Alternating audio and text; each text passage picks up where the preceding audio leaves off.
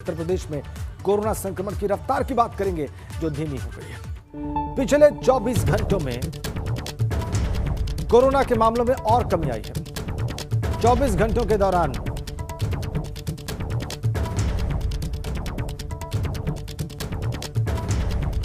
7,336 नए मामले सामने आए। 19,669 लोग पिछले 24 घंटे में कोरोना से रिकवर हुए। यह आधिकारिक आंकड़े हैं। 24 घंटे में रिकॉर्ड 2,99,327 लोगों की टेस्टिंग हुई है। कल हुई टेस्टिंग में पॉजिटिविटी रेट 2.45% रहा। तो आंकड़ों की बात अगर करें तो संक्रमण की रफ्तार कम दिखाई दे रही है उत्तर प्रदेश में। यह रात की बात, लेकिन कुछ प्रश्न अभी हैं। ग्रामीण क्षेत्रों में क्या संक्रमण वैसा ही है जैसे कि नजर आ रहा है? ये एक बड़ा सवाल है। 17 मई को 9,391 केसेस, 18 मई को 8,737 केसेस और 19 मई को 7,336 नए मामले रिपोर्ट हुए हैं।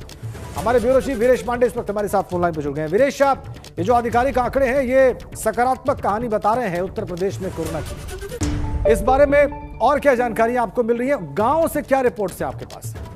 देखिए, गांव की बात करें तो कल हाईकोर्ट ने बहुत ही तल्ख टिप्पणी की, कहा कि गांव की स्थिति राम भरोसे है। लेकिन सरकारी आंकड़ों की अगर हम बात करें, गवर्नमेंट इंफॉर्मेशन की बात करें तो बहुत कुछ गुलाबी चित्र और बहुत बेहतर चित्र सामने आ रहा है। और अगर ऐसा है, आंकड़ों को माने तो ये बेहतर है और अच्छा है और शुभ संकेत है। ऐसे में 4 जिलों में पॉजिटिव केस सिंगल डिजिट में है, 45 जिलों में डबल डिजिट में है, 24 जिले हैं जहां सैकड़ों में केस हैं। तो अगर ये आंकड़े हैं, 4.5 करोड़ केस में 2,34 करोड़ ग्रामीण क्षेत्र में हुए हैं। अभी भी 1 लाख टेस्ट रोज ग्रामीण क्षेत्र में हो रहे हैं। 70,000 से अधिक निगरानी समितियां गांव में घूम कर संदिग्ध संक्रमित को चिन्हित कर रही हैं। आशा जो बहुएं हैं वो लगातार काम कर रही हैं। RT-PCR के काम हो रहे हैं और साथ ही साथ ट्रीटमेंट है वो भी बेहतर हो रहा है। नीति आयोग ने तारीफ कर दी, WHO ने तारीफ कर दी और तमाम तरह की जो बातें हैं, अगर इन आंकड़ों को देखें तो बहुत ही अच्छा है और शुभ संकेत है। इन आंकड़ों के लिहाज से ये गवर्नमेंट इंफॉर्मेशन है, गवर्नमेंट की तरफ से आई हुई सूचना है और आंकड़े हैं। राजेश, बिल्कुल बिल्कुल आपने ठीक कहा। आप जो अंडरलाइन कर रहे हैं वीरेश वो बहुत महत्वपूर्ण है। ये आधिकारिक आंकड़े हैं और इस आधार पर तो सकारात्मक और शुभ संकेत दिखाई देते हैं। लेकिन असलियत जो गांव में जो कई लोग ऐसा भी रिपोर्ट कर रहे हैं वीरेश, वो ये है कि उस हिसाब से टेस्टिंग या ट्रेसिंग नहीं हो रही है जिस हिसाब से होनी चाहिए। और लोग भी सामने नहीं आ रहे हैं। लोग भी उतने जागरूक ग्रामीण स्तर पर नहीं दिखाई दे रहे हैं कि वो सामने आए, बताएं कि उनको तकलीफ है, उनको बुखार है या किसी और प्रकार की समस्या है। इस प्रकार की बातें कितनी सामने आई हैं पिछले कुछ घंटों में?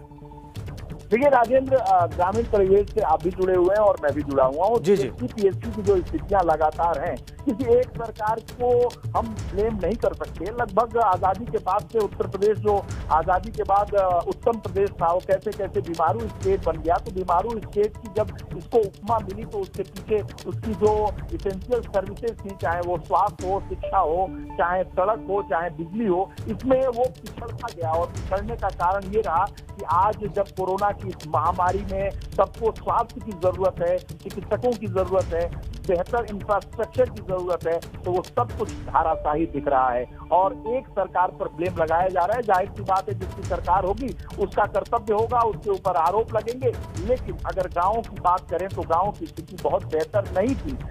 PSC की स्थिति बहुत बेहतर नहीं थी।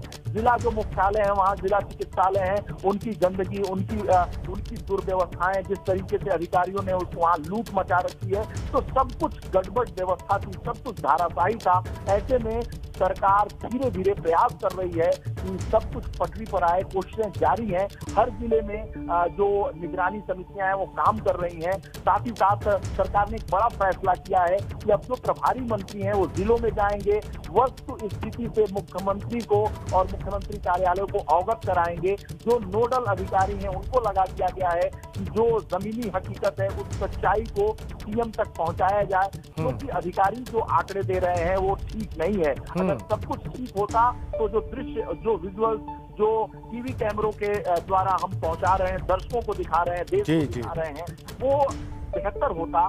खराब नहीं होता।